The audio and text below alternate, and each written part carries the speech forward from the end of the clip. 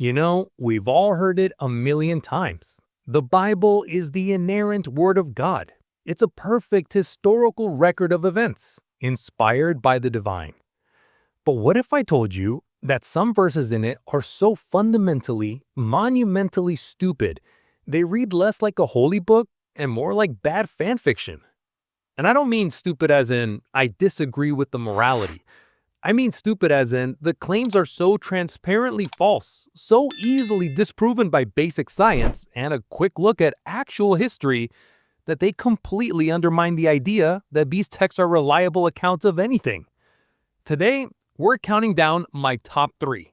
The 3 most ridiculous, logically broken, and downright dumb verses in the Gospels. And we're starting with an absolute whopper. A claim so big, so cosmic, that if it were true, it would have been the single most talked about event in all of ancient history. Therefore, the fact that nobody outside the Bible ever mentioned it tells us everything we need to know. Let's dive right in with our first contender. Luke chapter 23, verse 44. And it was now about the 6th hour, and there was darkness over all the earth until the 9th hour. Just in case you missed it, the next verse adds, and the sun was darkened. Let's just process that. Not a local storm, not a cloudy afternoon in Judea. Darkness over all the earth for 3 hours. From noon until 3 p.m., the story claims the sun just switched off. Some ancient manuscripts even clarify that the sun had failed or was eclipsed. This is what we call an extraordinary claim, an event that would have terrified every single person on the planet. And, as the late and great Sagan taught us, extraordinary claims require extraordinary evidence. So let's see if the Gospel's world-altering miracle has any. Spoiler alert, it doesn't. And the reasons why are not only fascinating, they blow the lid off the claim that these stories are history. So the author of Luke makes this insane claim, a 3-hour worldwide blackout to mark the death of his main character. An extraordinary claim. Now let's see about that extraordinary evidence. The first place a Christian apologist will usually go is, oh, it was an eclipse. It's the go-to natural explanation. Some manuscripts of the Gospel of Luke even use the word eclipsed. But there's a tiny problem with that. Actually, there's 2 massive story-breaking problems. First, the duration.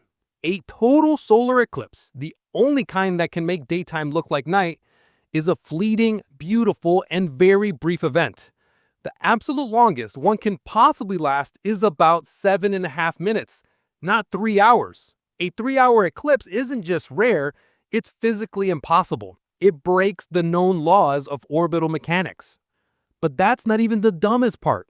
The second problem is the one that completely destroys the entire claim from the inside out. The Gospels are very clear that this whole crucifixion story is happening during the Jewish festival of Passover. This is critical. How is the date of Passover determined? By the full moon. It's always on or around the full moon. Now, what do you need for a solar eclipse when the moon blocks the sun? You need the moon to be between the earth and the sun. When the moon is in that position, what do we see from Earth? A new moon. You cannot have a full moon and a new moon at the same time. It's physically impossible. To claim a solar eclipse happened during Passover is like saying it was a dry flood or a freezing fire. The story's own timeline makes the event it describes a scientific absurdity. Okay, Farid, the apologist might say, it wasn't a natural eclipse, it was a supernatural miracle. God just turned off the lights. Fine, let's grant them that. Let's say God suspended the laws of physics for 3 hours over the entire planet, or even just over the land of Judea, as some damage control translations now say. Therefore, a 3-hour terrifying supernatural darkness in a well-documented, literate part of the Roman Empire would have been recorded by someone, right? This would have been the single biggest news story of the 1st century. So, who was writing stuff down back then? Well, you had Pliny the Elder. This guy was the nerd's nerd. He wrote a 37-book encyclopedia called Natural History, where he claimed to have compiled 20,000 facts from hundreds of authors. He wrote about everything: astronomy, geography, weird weather, celestial prodigies. He even wrote specifically about Judea. Guess what he doesn't mention? A magical 3-hour darkness. What about Claudius Ptolemy, the legendary astronomer in Alexandria? His work was the gold standard for over 1,000 years. Surely he would have noticed the sun disappearing for 3 hours. Nope, not a peep. What about the Jewish historian Josephus, or the Roman historians Tacitus or Suetonius, or the philosopher Philo? All of them wrote about the region, about Roman politics, about Jewish customs, about far less interesting things than the sun going out. And yet from every single contemporary historian, astronomer, and writer, we get nothing, just deafening silence.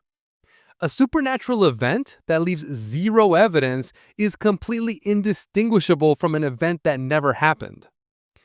Now, the silence from actual credible historians is damning, but that didn't stop later Christian writers from getting creative and trying to invent some evidence after the fact.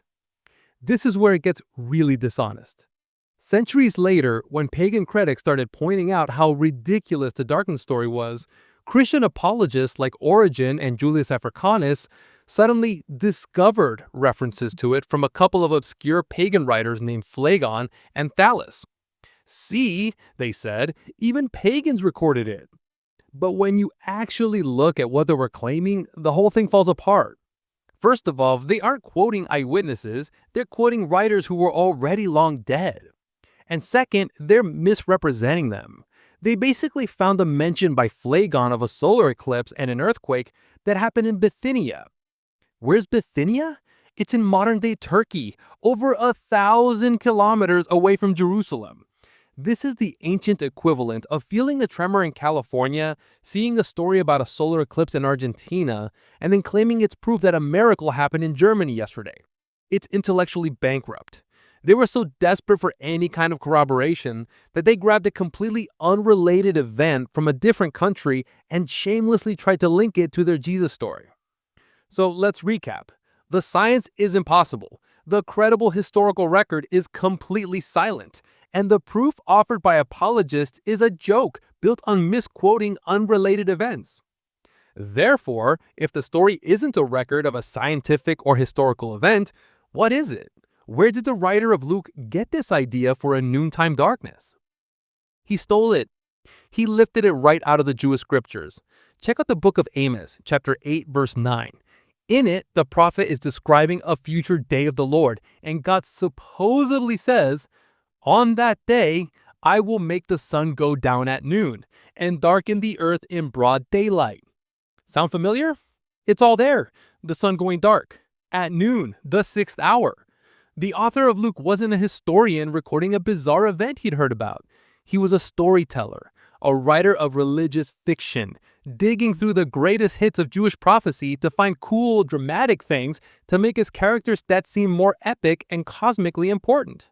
It's not history. It's literary theft. And when you have to violate the laws of physics and ignore the silence of every credible historian just to make your story sound good, you've written something truly profoundly stupid. So, a scientifically impossible, historically invisible darkness that was clearly stolen from an older book. You'd think that would be the absolute peak of biblical stupidity. But then you read the Gospel of Matthew.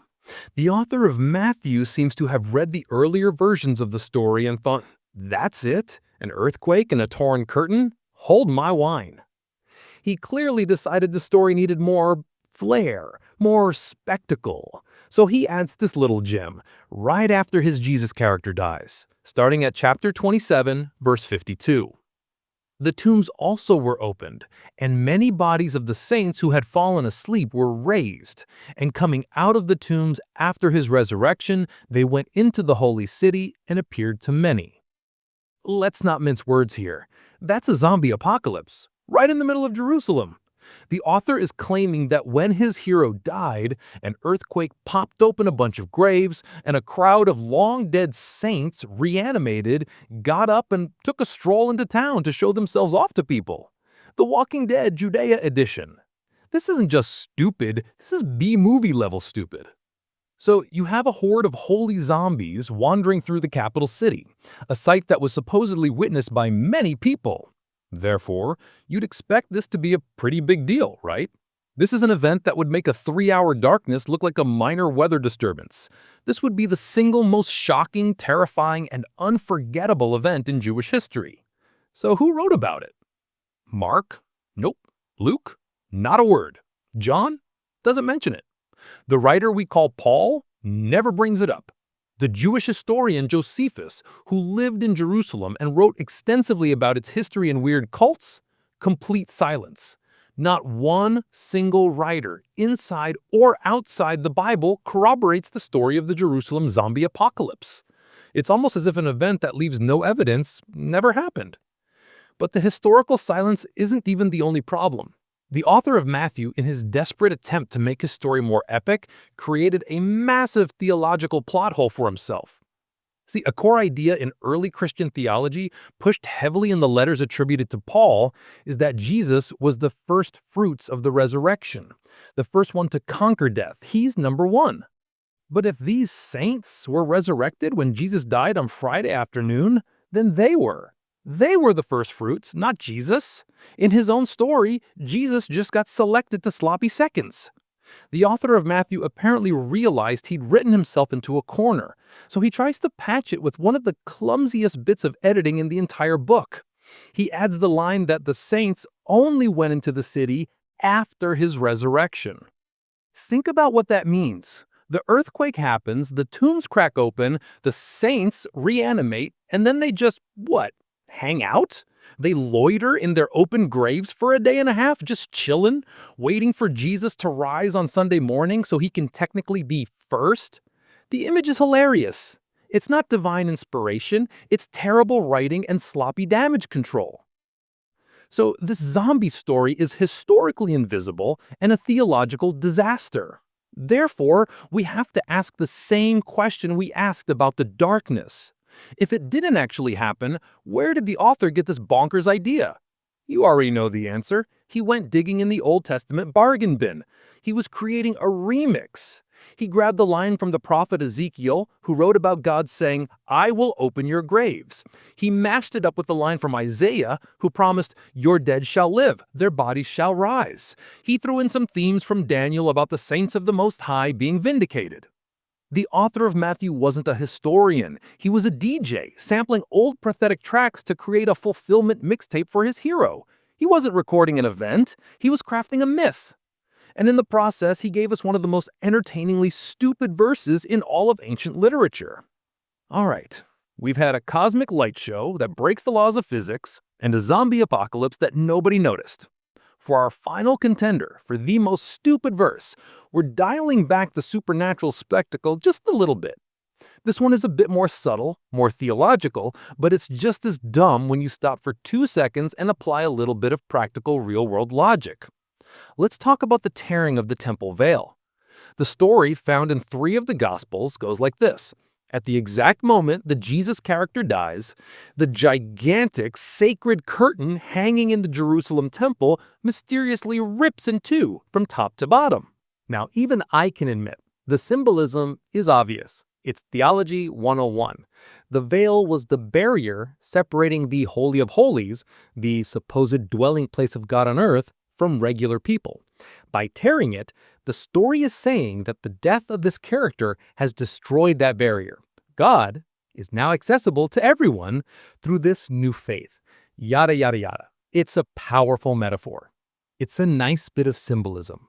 Therefore, let's think about the reality of it for just 1 second. What exactly was this veil? Thanks to the Jewish historian Josephus, who actually saw the temple before it was destroyed, we have a pretty good description. This wasn't some flimsy shower curtain. He tells us this was a colossal, heavily embroidered tapestry, more than 60 feet high, and a handbreadth in thickness. It was massive, costly, and incredibly heavy.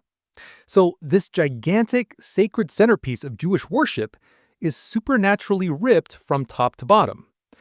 What happens next? What happens on Monday morning when the priests show up for work? Is there just a collective sigh? Does the high priest say, nuts? someone call the divine curtain repair guy? Do they just get out some holy duct tape and patch the thing back up? Or do they just leave this massive, sacred, and now catastrophically damaged curtain hanging there in the most holy site in Judaism? Here's the killer detail. The Jerusalem temple continued to operate, sacrifices, festivals, the whole deal, for another 40 years after this event supposedly happened, until the Romans destroyed it in 70 CE. And in all of that time, in all of the extensive writings of Josephus, in all of Jewish literature, there is not one single mention of this miraculous act of divine property damage. Nobody talks about the gigantic, costly, and theologically urgent project to repair or replace the very curtain that guarded God's presence. Because it only happened in the story. It's a literary device, a metaphor. And when you try to present a metaphor as a historical event without considering any of the real-world consequences, you end up with a story that is frankly just stupid. So let's pull back and look at what we've got. An impossible darkness that breaks the laws of physics, a zombie apocalypse that nobody noticed, and a miraculous act of divine property damage that somehow didn't interrupt temple business for the next 40 years. You see the pattern here, right? It's a formula. Each of these stories fails the most basic tests of evidence. They are scientifically absurd, logically incoherent, and completely invisible in the historical record. Not one of them stands up to the slightest bit of rational scrutiny. Therefore, we have to draw the only conclusion that makes sense. The people writing these Gospels were not journalists. They weren't historians carefully recording events as they happened. They were myth-makers. They were theological storytellers using the raw material of the Jewish scriptures to build a legend around a mythological character. Their goal wasn't to tell people what happened. Their goal was to convince people that their guy was important. They needed their hero's death to feel cosmic and world-shaking, so they stole a prophecy from Amos about the sun going dark at noon. They needed to show he had power over death itself, so they invented a ridiculous zombie fanfiction based on lines from Isaiah and Ezekiel. They needed a powerful symbol for their new theological system, so they dreamed up a story about a tearing curtain. But that's just my top 3. The Bible's a big book, full of weird and wonderful nonsense. So I want to know what you think. What's the most stupid verse you've ever come across? Drop it in the comments below. I'd love to read them. If you enjoy taking a rational look at this stuff and pulling apart ancient myths, make sure to hit that like button and subscribe for more. It really helps the channel out. Thanks for watching. I'm Farid, and I'll see you next time.